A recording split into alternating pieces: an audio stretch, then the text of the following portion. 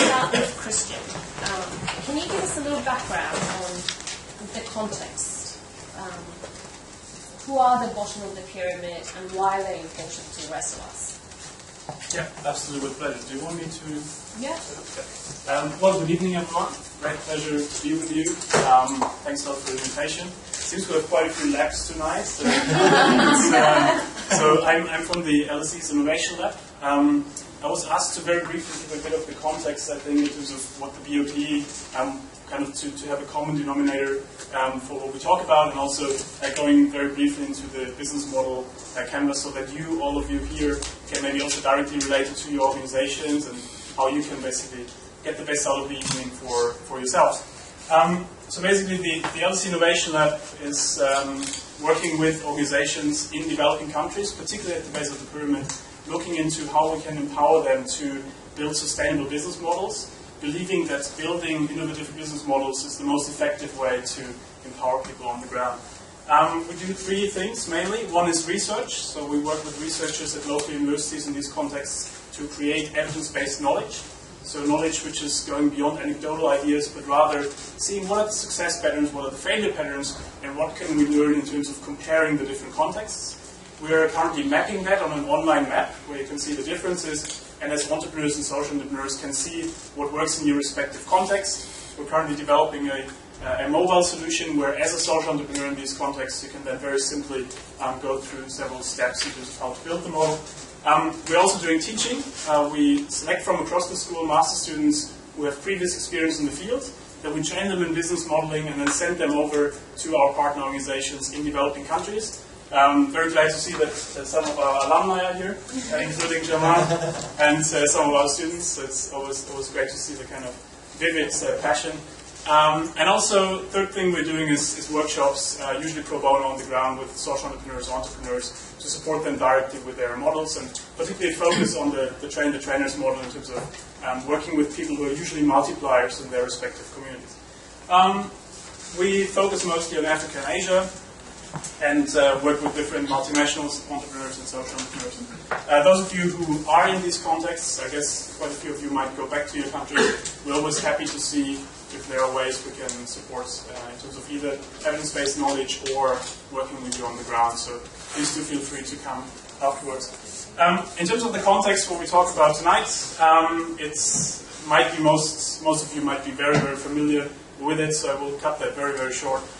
But really, we talk about these around 4 billion people living at less than $2 purchasing power parity at kind of usually resource-constrained environments. It's the largest socioeconomic group in the world.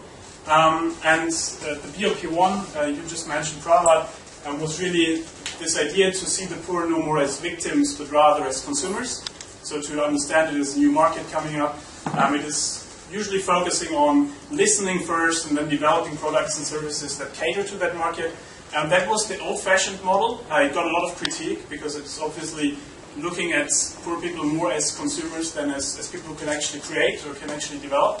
So the BOP 2.0 then was to looking into how can we integrate the poor much better into value chains? How can we see how they could become producers? How can they co-develop solutions? And how can they be part of the value chain? So it became a dialogue from the rather listening to the dialogue. And the key challenge then became how can you co-create these different business models. And we've also worked, I think, with IBM a few years and other partners, particularly also seeing that multinationals who obviously have the resources on the ground to also bring them into that space. In terms of business modeling, which might be relevant for those of you who set something up, but it's also relevant for those of you who work in large organizations and want to do intrapreneurial work within organizations. Is a very similar logic. One thing I learned over the last 5 years from our anthropologists mostly was to not start with a solution, but to start with a problem. I think we management people usually jump into the field and say, okay, well, I have an idea and I solve it, the problem I see out there. But a lot of times the problems are multifaceted, right? It's a real context. A lot of times you have power dynamics and other things. Those of you interested in that, Julie, one of my colleagues, she's an anthropologist, and she's looking into how you have these social enterprises like Rickshaw Bank or others who on paper look really interesting. They do great jobs, empower people, but then the local mafia is basically having kind of the local rickshaw pullers become real problems afterwards. So what looks good on paper a lot of times in reality then becomes less effective. So basically, which means that before looking at the business model, we would suggest to first briefly go through a kind of change model where you think about what is the theory of change, what is the real issue on the ground, so what is the target group, what are their key constraints, what are the underlying paradigms, and then from there deriving the objectives and then the business model. In terms of the business model itself, that was the kind of key issue we wanted to include. What I always found interesting is that most people, when they think about innovation, they think in terms of products or services, right? They think, I have an idea for a product that makes the world better, or a service. But that is usually not the most exciting thing, right? The most exciting thing is to think about how can I create a new business model? So how can I create a new narrative and new systems and processes which enable us to work at much lower cost and to provide much better products, but to think more comprehensively about it. So what we talk about when we talk about business models is really a rationale of how an organization creates, delivers, and captures value. So what we really talk about is a coherent storyline about what we're doing, and usually a lot of people write that down in business plans. Then business plans obviously being living documents, so never in stone, but rather developing. I think there's a huge phantom discussion usually going around the kind of those entrepreneurs who say they had the idea in the shower and then developed it without a business plan versus the academics who say we need a business plan. I think the real solution is in the middle, saying the business plan usually forces you to collect your thoughts, it forces you to agree with your team members on the most crucial elements and to communicate it to stakeholders, but it's definitely not anything which is in stone. So when briefly talking about the different aspects of the business model, it's the example of Vision Spring, which is a social enterprise in India. Those of you who have social enterprises might be helpful to kind of relate it to your own organization. So what they said is, well, there's a real need or problem. I mean, the business model canvas. Who of you have Canvas? Who of you have heard of the business model canvas? Hands up. All right, that's a good start, so we can cut that really short. Okay, business model canvas is the idea that we try to map a business model in different elements, and then we try to understand how do these elements fit to each other. And so we have different elements such as value proposition, so what do we offer, revenue model, how do we make money out of it, key activities that are related to it, networks, customers, and so on. So based on that, Vision Spring says, well, we have a real problem here in India. We have 400 million people in India and other countries who develop a farsightedness. It's a term I can usually not pronounce. Presbyopia. So they develop farsightedness when they get older. And usually the problem is that they don't have access to affordable eye care, because you either have those half-criminal market sellers who are trying to sell something which they have absolutely no clue about, or on the other hand side, absolutely expensive eye care. So they said, well, what we want to achieve is we want to empower people to see again, because that means that they can lead a much more productive life again. That means that they can live a dignified life. Because obviously, when you think about a person who can't really see, think about all the implications that has in terms of what you can do, how you are valued by others, and so on. So it means a lot usually to an individual. So what they said is, okay, well, we have a social value proposition. The social value proposition is we want to provide affordable access to eye care, and we want to sell reading glasses, which are usually costed at approximately $4. The key activities they do then is they provide these eyeglasses, including the training. So they take micro-entrepreneurs, train them how to very briefly examine people in terms of how they can, what eyeglasses they need, and then also providing them with the eyeglasses, so they create jobs for micro-entrepreneurs. And then these micro-entrepreneurs on the ground sell these businesses in a bag. The network partners are usually rural micro-entrepreneurs, so it's a network-based distribution.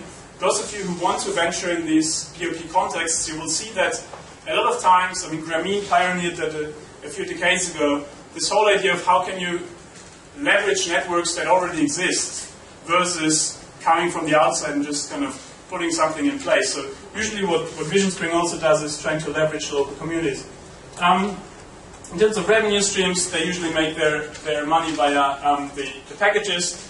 And the outcomes is usually that the people who receive it have an improved productivity, and also by that then can have a better working life, but also, again, it means a lot for themselves. Outcome is an interesting word because those of you who have followed the discussion a little bit, there's always this big theme about outputs versus outcomes, so that a lot of NGOs and organizations focus on outputs, so how many people did we educate, how many people did we channel through a certain program, but what does that really tell us, right? It's great that I trained 20 people, but what actually happens to these people? What is the real outcome? If I would look in 5 years, what did they actually do with this? And I think that is something where these ventures like Vision Spring do a relatively okay job in terms of trying to measure outcomes in that respect. Those of you who try to measure, we at the moment are collecting kind of a database of impact measurements, so very happy to support you with that. In terms of the process then, when talking about business model innovation, that usually then is the process of innovating the business model. And basically, I think the panel is too exciting to let it wait for much too longer, so I will be silent now. I think the last thing I wanted to bring across is what we believe are the success patterns in the BOP context. And so it is kind of both from what we've seen in previous studies and previous examples, but also what we've seen on the ground. So the one is really to leverage existing assets of marginalized groups. So not coming and thinking that you can do everything else better and that you have to do everything on your own, but rather going into local communities, understanding what skills are there already, what resources are there. I mean, a lot of human potential usually is there, a lot of social capital is there. And so trying to understand how you can leverage these resources and build a kind of meaningful relationship on the ground. The second is leadership, so a real ability to bridge between stakeholder groups. What we've seen in some of our studies was actually that you usually have a charismatic leader coming in who builds local relationships, for example, by volunteering with local groups. So doing something which is absolutely not related to the core business, but understanding that real trust is built by first doing something for the community. Volunteering, renting land from the locals or something like that. So something which shows that you're a trustable person. And then afterwards building something around that. And usually then the second or third generation after these charismatic entrepreneurs forgets that. And a lot of times you see that then performance usually decreases because, again, it is all based on that trust you have with the local community. So this ability is absolutely key. One thing which then is very obvious, where IBM also plays a big role then, is kind of management system development, bringing in better technology solutions as well to really manage a growing organization. A lot of social entrepreneurs want to do it all at once and then fail at doing anything at all. So it's a lot about developing a certain technological capability as well to handle the data, to handle the actual things on the ground. And yeah, this is really the kind of, to provide a bit of the context. And now I think we will have a very exciting panel around that. And absolutely. Yeah? Thanks very much. Thank you. Thanks.